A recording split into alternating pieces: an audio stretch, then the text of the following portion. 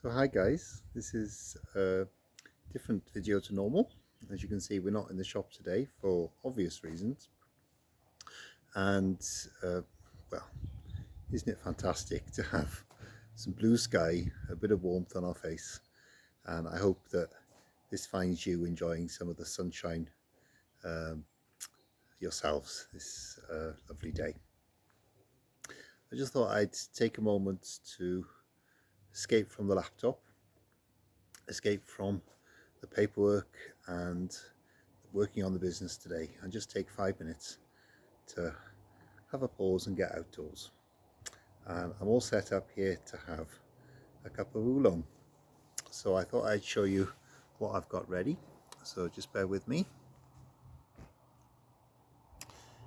And you can see that I've got my water, I've got the tea already in a tongs infuser, and the tea to one side. And a little bit different to normal, what I'm doing this time is I'm using the tea tongs, and I'm sure you might have seen these before. I have something similar yourselves. Really straightforward. I've already filled this one, but it's 1 teaspoon of tea into the base.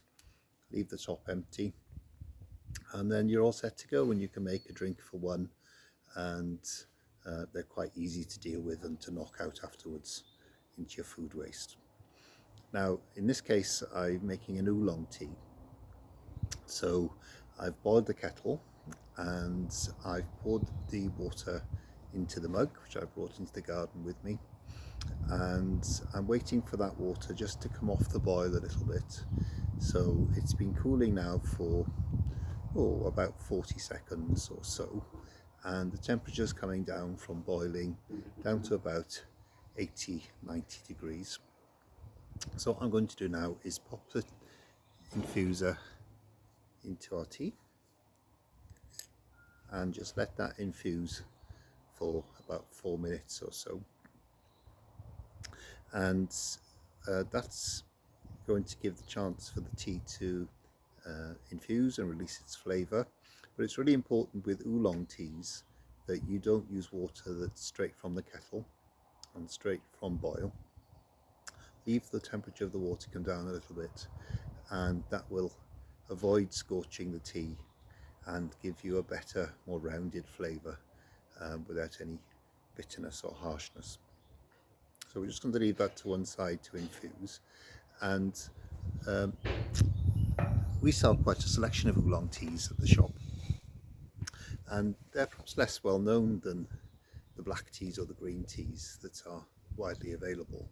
But oolong teas are drunk very widely across Asia, particularly in Thailand, Taiwan, China, the Asian belt of countries. And the fermentation process is really quite straightforward. So the leaves are harvested from the bushes in the normal way, and then they're partly withered, and then the leaves go through a fermentation process, or a series of processes. They can be treated rather like green and black teas, but the key stage that's different is before the leaves are fully dried, then they're typically wrapped, could be for example in a damp cotton cloth, and the environment that's created within that space creates a warm, moist environment, and a fermentation process can start. And that allows the flavours of the tea to develop in a different range of tastes, different and separate to green tea and black tea. The added benefit, as with other fermented foods and drinks, is that the fermentation process is beneficial to your digestion and to your gut. So not only are these teas great to taste, but they're also good to drink on a regular basis for those extra benefits. Now the tea I'm drinking today is really really lovely one, and it's from China. It's called the Iron Goddess of Mercy, and the other name for this you might come across is Kuan Yin, I should say, sorry. And when people hear the name Iron Goddess of Mercy, sometimes they expect this tea to be very strong, although in reality, compared to other oolongs, this tea is on the lighter side. And oolongs generally are not strong tasting teas. The name for this tea comes from the village where this tea is produced in that district, and the village has a statue in it called the Goddess of Mercy, and that has given its name to this tea for the local area. One of the lovely characteristics about this tea is not just the taste, but also the appearance of the leaves. And granted, you may not be buying tea because of its appearance, but it is lovely sometimes to see how the tea develops while it's brewing. And from the dry processed leaves, then as the leaves rehydrate in the water, these leaves will expand again, and they're really quite distinct. They have a lovely filigree edge to them, which we'll have a look at in a moment. Just an added bonus, as I said.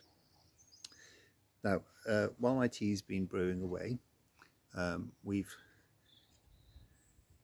had about 4 minutes now for that brew. So I'm going to remove the tongs and leave this cool for a little moment.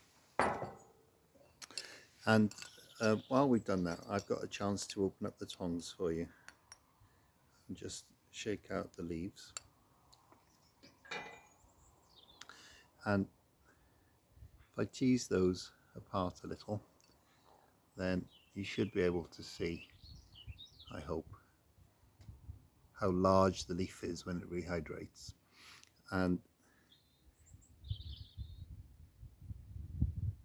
just how beautiful they are.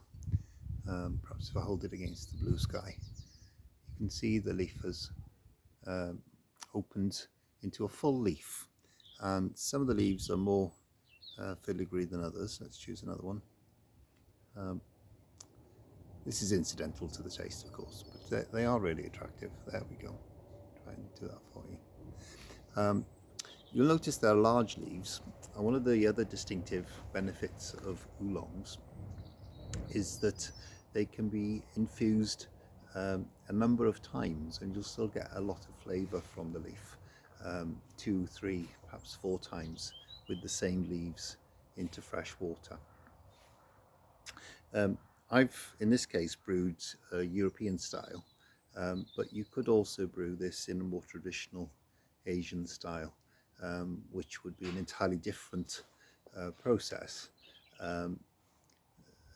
more authentic perhaps, and if you're interested in that, then you will find it's worth searching out brewing of oolong teas online, and you'll be able to see videos and more information about that. So I'm going to sit in the sun, enjoy my tea, and soak up some vitamin D. Whatever you're doing this afternoon, then I hope you find 5 minutes of sunshine yourselves, and I'll see you soon.